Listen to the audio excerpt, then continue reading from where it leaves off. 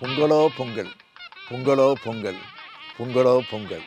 தாய் தமிழ்நாட்டு மக்கள் எல்லோருக்கும் என் இனிய தமிழர் திருநாள் மற்றும் பொங்கல் நல்வாழ்த்துக்கள்.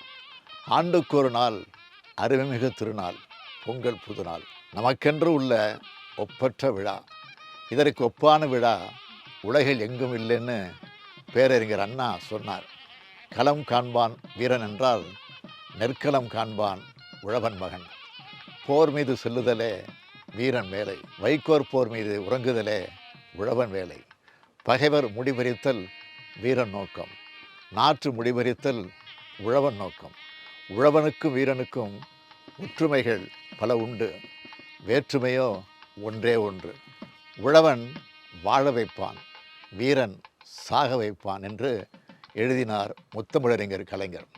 உழுதுண்டு வாழ்பவரே வாழ்வார், மற்றெல்லாம் தொழுதுண்டு பின் செல்பவர். இது வள்ளுவர் வாக்கு.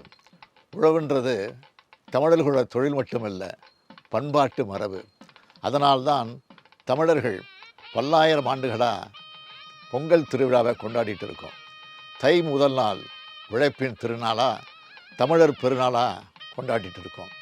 கடந்த 3 ஆண்டுகளாக கூடுதல் மகிழ்ச்சிக்குரியதாக தமிழ்நாட்டில் திராவிட முன்னேற்ற கழகத்தோட தனிப்பெரும் ஆட்சி நடைபெற்று வருது.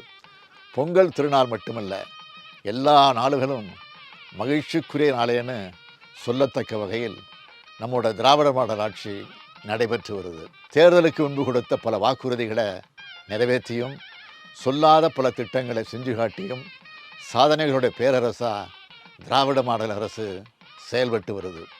மகளிருக்கு விடியல் பயணம் முதல் கொரோனா காலத்தில் எல்லா குடும்பங்களுக்கும் 4000 ரூபாய், இப்போது வெள்ள நிவாரணமாக 6000 ரூபாய், கல்லூரி மாணவிகளுக்கு புதுமைப்பெண் திட்டத்தில் 1000 ரூபாய், எல்லாத்துக்கும் முத்தாய்ப்பாய் செப்டம்பர் மாதம் முதல் 1 கோடிக்கு மேல் மகளிருக்கு 1000 ரூபாய் வழங்குகிறோம்.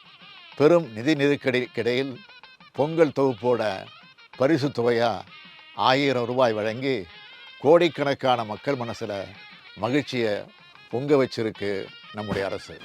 பால் பொங்குற மாதிரி கோடிக்கணக்கான மக்களோட மனங்களில் மகிழ்ச்சி பொங்கி வரதை நான் காண்கின்றேன். உங்கள் மகிழ்ச்சி தான் என்னுடைய மகிழ்ச்சி, உங்களுடைய மனசில் ஏற்படுற சிரிப்பு தான் என்னுடைய பூரிப்பு. என் பேரன்பிற்குரிய தமிழினத்தின் உடன்பிறப்புகளே, அன்பு பொங்க, ஆசை பொங்க, இன்பம் பொங்க, ஈகை பொங்க, உண்மை பொங்க, ஊரே பொங்கட்டும். இனிய பொங்கல் இந்தியாவோட பொங்கலாக மாறப்போகிற ஆண்டு இது.